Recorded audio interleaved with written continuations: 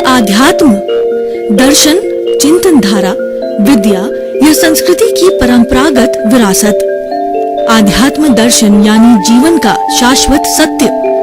मानव जीवन से जुड़े शाश्वत सत्यों को जानिए और समझिए उपासक डॉक्टर सोहन राज तातेड़ से हमारे खास कार्यक्रम आत्मविज्ञान में। आत्मविज्ञान यानी सही दृष्टि, सही सोच। भाई और बहनों, मातृशक्ति को नमन। स्टूडियो में आपका हार्दिक स्वागत, अभिनंदन है, सत्कार है। आत्मविज्ञान, साइंस ऑफ द सोल कार्यक्रम के अंतर्गत हम आपको सही दृष्टि, सही सोच, राइट विजन, राइट थिंकिंग के तहत जो आपकी नकारात्मक सोच है उसको हम करेक्शन देके सकारात्मक सोच में बदलते हैं, ताकि कि आप में अच्छे गुण आए, आप अच्छे इंसान बनो, आप सबके साथ अच्छा व्यवहार करो और आपके अंदर पॉजिटिव थिंकिंग आवे। ये सारा कार्य हम अलग अलग एपिसोड्स के माध्यम से करते हैं। आज बहुत सुंदर विषय लेकर के हम आपके सामने प्रस्तुत हो रहे हैं। आज का हमारा विषय है लघुता एवं प्रभुता। लघु का अर्थ होता है छोटा, प्रभु का अर्थ होता है बड़ा। लघुता मतलब है कि अपने आप को अहंकार रहित जो है छोटा मानना। प्रभुता मतलब अहंकार सहित अपने आप को बड़ा मानना। तो प्रभुता सुपीरियरिटी कॉम्प्लेक्स है और लघुता जो है हम इन्फीरियरिटी कॉम्प्लेक्स तो नहीं कह सकते हैं, लेकिन अहंकार नहीं होता है। लघु और प्रभु, लघुता और प्रभु के अंदर जो डिफरेंस है वो अहंकार का है। एक अहंकार रहित है और एक अहंकार सहित है। तो जिसके साथ में अहंकार जुड़ गया वह बुराई हो गई, और जो अहंकार रहित हो गया, बिना अहंकार के है, वो लघु हो गया, वो लघुता हो गई। ये सबसे बड़ा डिफरेंस है। और अहंकार जो है वो अपने आप में अज्ञान है। अहंकार हमारे 4 तरह के जो है वो कषाय होते हैं: क्रोध, अहंकार, माया और लोभ। इनको राग द्वेष कहते हैं। और कई लोग इसको एक शब्द बोलते हैं। देखिए, कई बोलने वाले केवल अहंकार बोलते हैं, कई कषाय बोलते हैं और कई राग द्वेष बोलते हैं, कई पुण्य पाप बोलते हैं। तो राग द्वेष क्या हो गया कि ये हमारा माया और लोभ है, ये तो राग है, और क्रोध और अहंकार है, ये जो है हमारा द्वेष है। और एक शब्द से अहंकार भी बोला जाता है। बात एक ही है। एक शब्द क्यों बोला जाता है कि ये चंडाल चौकड़ी है। क्रोध, मान, माया, लोभ चंडाल चौकड़ी है, और इससे जुड़ा हुआ मोह का संसार है। वो तो वट वृक्ष है, वो तो सैकड़ों हजारों तरह की बुराइयां हैं। बुराइयों के पुंज को मोह का परिवार कहते हैं। ये सारी जितनी बुराइयां हैं सब ये वटवृक्ष है, मोह से जुड़ी हुई होती है। तो ये जो हमारा राग द्वेष है ये अज्ञान है, और ये हमारी कॉजल बॉडी है वो राग द्वेष से निर्मित है। जिसको हम लिंग शरीर कहते हैं, जिसको हम सूक्ष्म शरीर कहते हैं और जिसको हम कार्बन शरीर कहते हैं, अलग अलग पर्यायवाची हैं। ये जो है इसका कॉन्स्टिट्यूएंस है वो राग द्वेष है। यानी हम राग द्वेष को अज्ञान कहते हैं, और ये अज्ञान हमारे आत्मा के साथ जुड़ गया। इसीलिए आत्मा जो है बॉन्डेड आत्मा कहलाती है। और ये आत्मा चाहती है कि ये तो मूल रूप से मुक्त है, लेकिन ये अहंकार के आने के कारण, अज्ञान के आने के कारण, राग द्वेष के आने के कारण ये दूषित कहिए या बॉन्डेड हो जाती है, प्रभावित हो जाती है। तो ये अपने आप अपने मूल स्वरूप के अंदर आना चाहती है। तो इसको अज्ञान रूपी जो है अंधकार कहिए या अज्ञान जो है का वेल्डिंग कहिए, इसको तोड़ना आवश्यक हो जाता है। तो देखिए, उसको तोड़ने में 2 चीज़ें बड़ी उपयोगी है। लघुता में प्रभु का, लघुता के अंदर प्रभु का निवास है, और प्रभुता से प्रभु दूर। देखिए कि प्रभुता से ईश्वर दूर रहते हैं, और जो लघु रहता है ईश्वर उसके अंदर समाहित होते हैं। कहने का अर्थ क्या होता है, जो अहंकार रहित होकर के प्रभु का भक्त बनता है, प्रभु के प्रति भक्ति करता है, अपने आप को प्रभु को समर्पित कर देता है, अपने आप को प्रभु का आज्ञाकारी बन जाता है, और उसके हृदय में प्रभु का निवास हो जाते हैं, तो वह व्यक्ति लघुता वाला हो जाता है। और प्रभुता के पास तो प्रभु आते ही नहीं है। वो तो क्या होता है, वह एक कहना चाहिए कि असुर प्रवृत्ति वाला जो है अपने आप को प्रभु मान के चलता है। उदाहरण के तौर पर जैसे राजा रावण को लीजिए। बांकासुर को लीजिए, बड़े बड़े जितने भी असुर है, असुरों में बहुत ताकत होती है और असुरों ने कठोर तपस्या करके किसी ने ब्रह्मा जी को, किसी ने विष्णु को और किसी ने महेश से वरदान प्राप्त किए और बड़े बड़े वरदान प्राप्त। मैं एक उदाहरण देता हूँ कि जो राजा रावण है ये वेदों का बड़ा मर्मज्ञ था, वेद का जानकार था, शिव जी का भक्त था और शिव जी की रोज उपासना करता और शिव जी की भक्ति करके उसने बड़े बड़े इस तरीके से बाण अपने पास रख लिए थे, जैसे ब्रह्मास्त्र है और कोई तरह के अग्नि अस्त्र है और वायु अस्त्र है और जल अस्त्र है और किसी को बांधने का अस्त्र है। कई तरह की ये मायावी शक्तियां हैं वो भगवान का स्मरण करके या भगवान की उपासना करके उसने प्राप्त की थी। लेकिन वो उसमें बड़ी प्रभुता थी। वो कहता था कि तीनों लोग कैसे मेरे से बढ़ के कोई नहीं है और मेरे को कोई मार नहीं सकता, गंधर्व देवता वगैरह कोई नहीं मार सकता है। लेकिन उसने एक वरदान लेने में कमी रख दी कि नर की बात बोली नहीं है। तो राम के भगवान राम थे, जो विष्णु का अवतार गिने जाते हैं, वो नर के रूप में उन्होंने उसके प्राण पंखे उड़ाए। तो भाई और बहनों, वो प्रभुता के अंदर अपने आप को हमेशा सोचता रहा कि इस दुनिया में तीनों लोक में मेरे से बढ़ के न तो कोई ताकतवर है, न कोई बड़ा है, न कोई मार सकता है, तो मैं तो पूरी दुनिया का राजा हूँ। इतना अहंकार, मेरी बराबरी कोई नहीं कर सकता। बोलने के अंदर वगैरह, सोचने के अंदर उसके अंदर प्रभुता भरी हुई थी, अहंकार भरा हुआ था। कदम कदम पे अहंकार की वजह से उसने सीता का हरण किया। सीता 16 सती में से एक सती है, तो वो हरण करने के कारण कुबुद्धि होगी उसकी और कुबुद्धि के कारण उसने अपने अहंकार का पोषण किया कि मेरे से बड़ा कोई नहीं, मेरे से जीत के इसको कोई नहीं ले जा सकता। और वो उस देवी को, सती को अपनी पत्नी बनाना चाहता था। तो उसने प्रभुता के वशीभूत होकर के, अहंकार के वशीभूत होकर के और वह उसने रावण ने राम से टक्कर ली और वह मारा गया। तो भाई और बहनों, हम क्या कहना चाहते हैं कि प्रभुता से प्रभु दूर होते हैं और लघुता के अंदर प्रभु समाहित होते हैं। लघुता, गुरु चरणों में समर्पण को लघुता कहते हैं। गुरु चरणों में समाहित होने को, ईश्वर के अंदर भक्ति करके विलीन होने को लघुता कहा जाता है। तो भाई और बहनों, ये लघुता और प्रभुता के हम कुछ हमारा दैनिक जीवन है, उस जीवन के कुछ उदाहरण हैं आपके सामने प्रस्तुत करना चाहते हैं। तो उन उदाहरणों से देखिए आपको कितनी बड़ा ज्ञान मिलता है।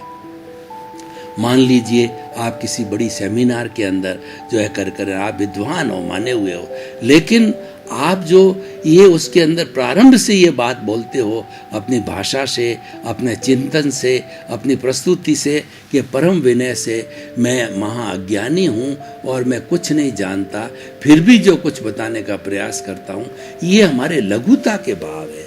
इस लघुता के भाव से जो भी श्रोता है प्रभावित होता है कि इतना बड़ा ज्ञानी होते हुए भी वह अपने आप को प्रभु चरणों के अंदर समर्पित मानता है, अपने आप को अज्ञानी मानता है। और वास्तव में कोई भी व्यक्ति अपने आप को विद्यार्थी मानता है, वो अज्ञानी मानता है, तभी वो ज्ञान प्राप्त कर सकता है। क्योंकि विद्यार्थी मतलब ये ज्ञान है वो लाइफ लॉन्ग लर्निंग है। एक छोटे बच्चे से, एक छोटे से प्राणी से भी बहुत बड़ा ज्ञान मिल सकता है और जहाँ से भी ज्ञान मिले वो लेना चाहिए। क्योंकि हमारी आत्मा में तो अनंत ज्ञान है, लेकिन वो पर्दा पड़ा हुआ है, वो अभी से उद्घाटित नहीं हुआ है। इसीलिए हम बाहर से ज्ञान लेते हैं और ज्ञान कहीं से भी मिले वो हमें लेना चाहिए। और ज्ञान है हमारा प्रभुता से जुड़ा हुआ होता है।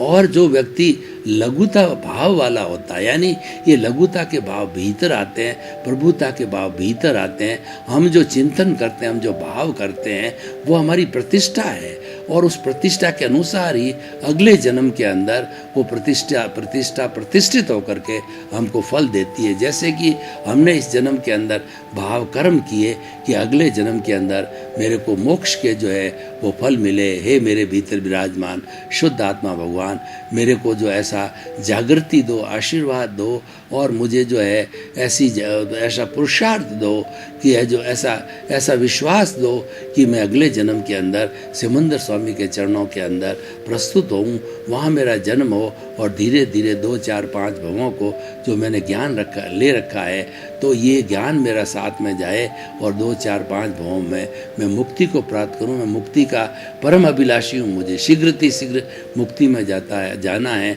इसीलिए हे दादा भगवान, हे पांचाली बोली देवी, हे चंद्रायण अक्ष देवी, शासक देवी, देवताओं, हे पद्मावती देवी, जो है वो समुद्र स्वामी के चरणों में जाने में कोई विघ्न आवे वो दूर करो, दूर करो।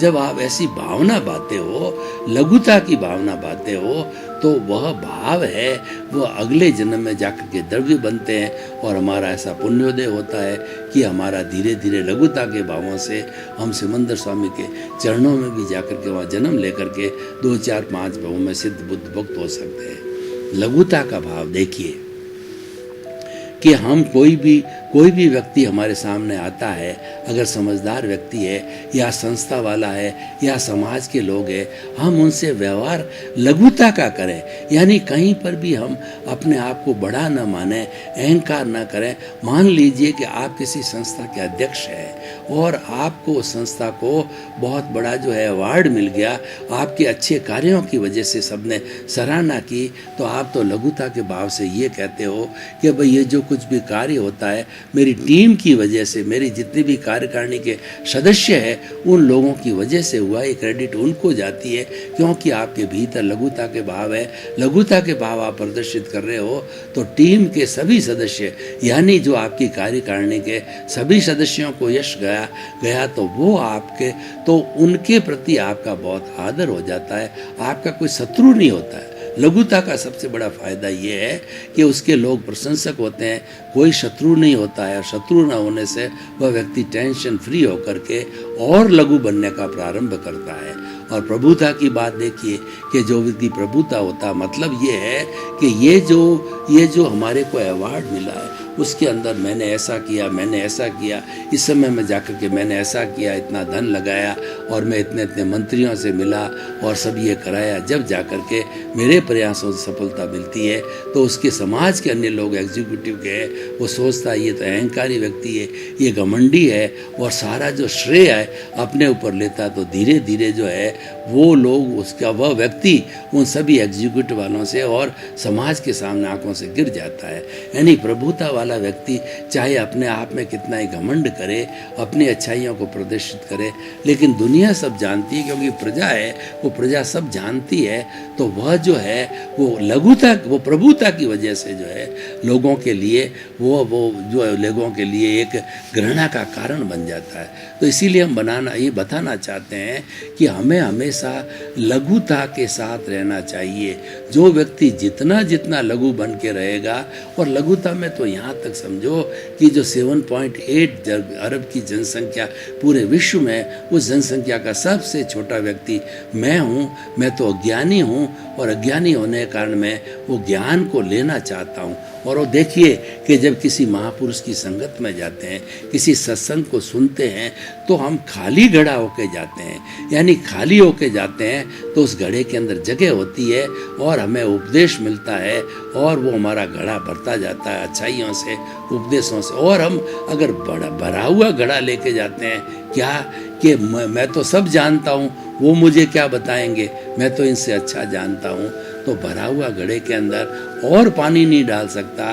तो भरा हुआ घड़ा यानी व्यक्ति को जो अहंकारी है, जो प्रभुता वाला है, उसको और हम बदल नहीं सकते और कोई ज्ञान नहीं ले सकते, क्योंकि वो तो अपने आप में अहंकार करता है, अपने आप को बड़ा समझता है। तो भाई और बहनों, अगर जीवन में तरक्की लाना चाहते हो तो मैं आपको सूत्र बताता हूँ कि लघुता के अंदर प्रभु समाहित है और प्रभुता से प्रभु दूर।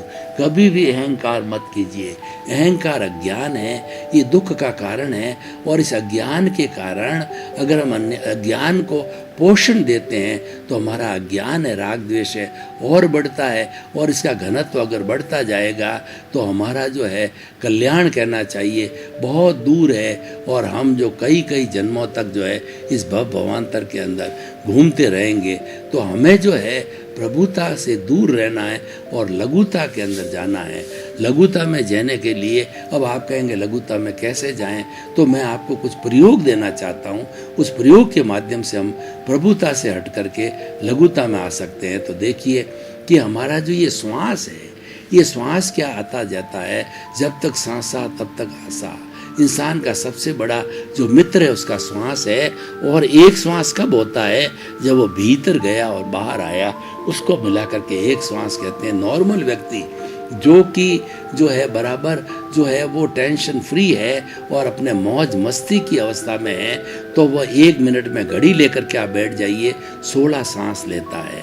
तो अब हमें क्या करना है, अभ्यास करना है कि हमारे श्वास को जो है थोड़ा और लंबा करना है। तो जब हम सांस लें तो हमारा पेट फूलना चाहिए, और श्वास निकालें जब पेट सिकुड़ना चाहिए। तो फूलने और सिकुड़ के साथ में हमने सांस लिया और श्वास को छोड़ा, तो ये जो है लंबा किया। लंबा श्वास करने से वह 16 की संख्या घट करके 14, 12, 10 तक आ जाती है, 8 तक आ जाती है। जब ये संख्या 12 आ जाती है तो निश्चित तौर से हम कभी भी प्रभुता की ओर नहीं जा सकते। कभी हमारे क्रोध, अहंकार, माया, लोभ नहीं हो सकता, घमंड नहीं आ सकता है। तो ये एक सटीक उपाय है। हमारे सांस को लंबा करना है, गहरा करना है, समतल करना है। तो ये लंबा, गहरा और समतल होते ही जो है वो हमारे श्वासों की संख्या घट जाएगी, और घट करके हमें शांति देगी, सुकून देगी और लघुता वाला बनाएगा। लघुता वाला व्यक्ति होता है वो भक्ति मार्गी होता है। तो वो क्या करता है कि जैसे कृष्ण भगवान कहते हैं कि हे मेरे भक्त जो, तो चाहे पापी है, चाहे तू पुण्यार्थी है, चाहे कितने कुकर्म किए हैं, वो तुम तो मेरे चरणों के अंदर आ जा, तू मेरे को समर्पित हो जा। तू तो सारी जो आपकी जो आपके जो व्यथाएं हैं वो मेरे चरणों में डाल दे। तू पापी है तो भी मैं तेरा उद्धार करूंगा, क्योंकि मैंने जिम्मेवारी ले ली है। और शरणागत का जो है वो सहायता करना क्षत्रिय का जो है फर्ज होता है। तो भगवान होते हैं, प्राय क्षत्रिय होते हैं। तो वो जो है वो क्योंकि वो बलिष्ठ होते हैं, तो से जे कम्मे सूरा से धम्मे सूरा, जो कर्मवीर होते हैं वही जो है शूरवीर होते हैं। वो चाहे आप धर्म की प्रवृत्ति करो, चाहे संसार की प्रवृत्ति करो, हर प्रवृत्ति के अंदर वो कर्मवीर जो होता है वही तरक्की करता है। तो हम जो है जो लघुता के भाव रखते हैं, तो लघुता के भाव से जो है हमारी तरक्की होती रहती है। और लघुता के भाव के अंदर जब हम भक्ति मार्ग की बात कर रहे थे, भक्ति मार्ग में जब समर्पित हो जाते हैं तो सारा कार्य ईश्वर को समर्पित करते हैं, अच्छा या बुरा का। तो वो अपने आप जो है हमारे भीतर शुद्धिकरण करता है, सब्लिमेशन करता है, ट्रांसफॉर्मेशन करता है, और ट्रांसफॉर्मेशन करके हमारे अज्ञान को हटाता है और अज्ञान की जगह ज्ञान डालता है। और वो ज्ञान डाल करके हमारे को जो है वह एक ज्ञानी पुरुष के रूप में, एक जो बेस्ट पर्सनैलिटी के रूप में हमको बताता है। और हम लोगों के संपर्क में आते हैं तो बिना कुछ कहे ही लोग हमें वंदनीय, स्तुत्य, अनुकरणीय और संग्रहणीय बताते हैं। तो भाई और बहनों, हम ये कहना चाहते हैं, अब मैं इस एपिसोड को ओपन टू दी ऑडियंस करूं, यानी आप लोगों के सामने रखूं आपकी जिज्ञासा, आपका समाधान, आपके प्रश्न, आपका सुझाव।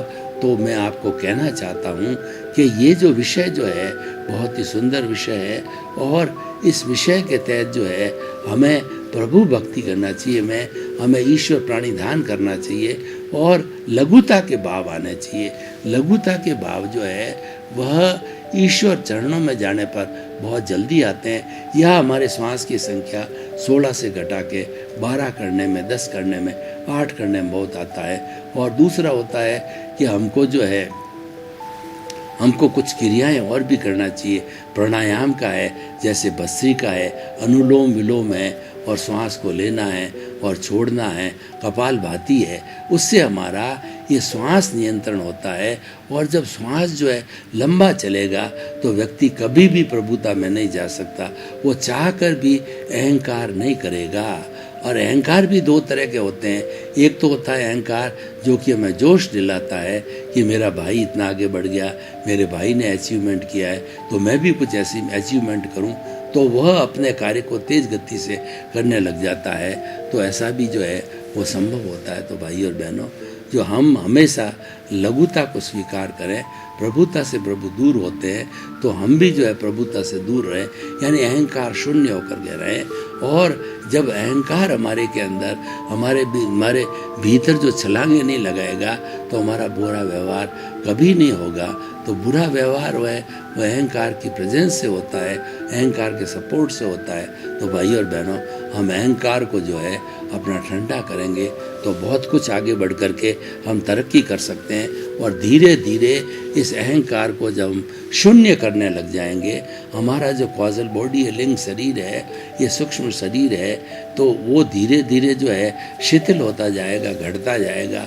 और घट कर के कुछ ही जन्मों के अंदर ऐसी स्थिति आ जाएगी कि हम जो है सिमंदर स्वामी के चरणों में प्रस्तुत होकर के और हम जो है वो सिद्ध बुद्ध और मुक्त बन सकते हैं। अपने मूल स्वरूप की जो आत्मा है उसको आज़ाद करा सकते हैं। तो भाई और बहनों, आज ये बहुत सुंदर विषय है।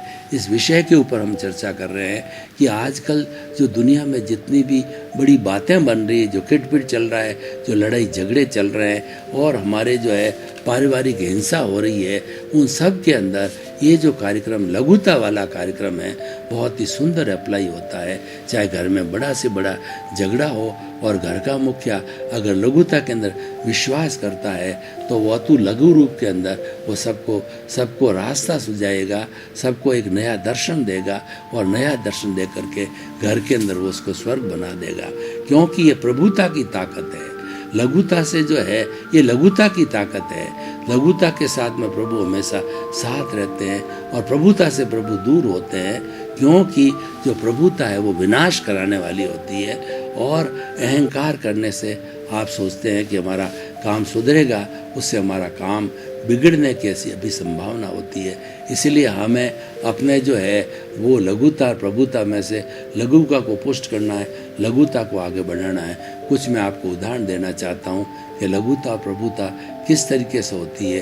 देखिए कि हमारे गांव के अंदर, शहर के अंदर किसी साधु संतों का, जो सन्यासियों का चातुर्मास है और हम रोज़ जाते हैं उनके प्रवचन सुनने को। तो प्रवचन सुनने को जाने के बाद के अंदर जो है हम ये जानते हैं, हम आत्मा की बात है, कर्मों की बात है, सब कुछ है, लेकिन जो है हमने उस माहौल के अंदर एक माहौल जो है बना के रखा कि भाई हमें तो आत्मचिंतन करना चाहिए, आत्मनिरीक्षण करना चाहिए, आत्म परीक्षण करना चाहिए। और जो बातें जो है हमने बताई उसका हम पालन करते रहेंगे तो हमारे इस जो है मनोभावों के अंदर कभी भी प्रभुता नहीं आएगी।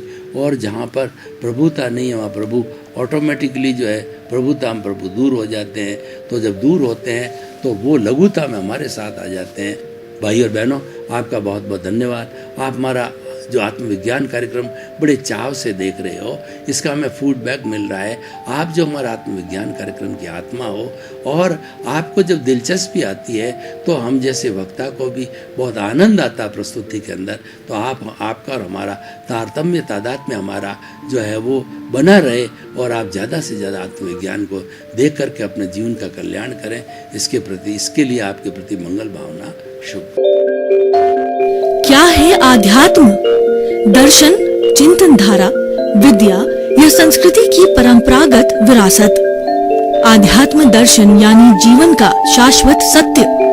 मानव जीवन से जुड़े शाश्वत सत्यों को जानिए और समझिए उपासक डॉक्टर सोहन राज तातेड़ से हमारे खास कार्यक्रम आत्मविज्ञान में।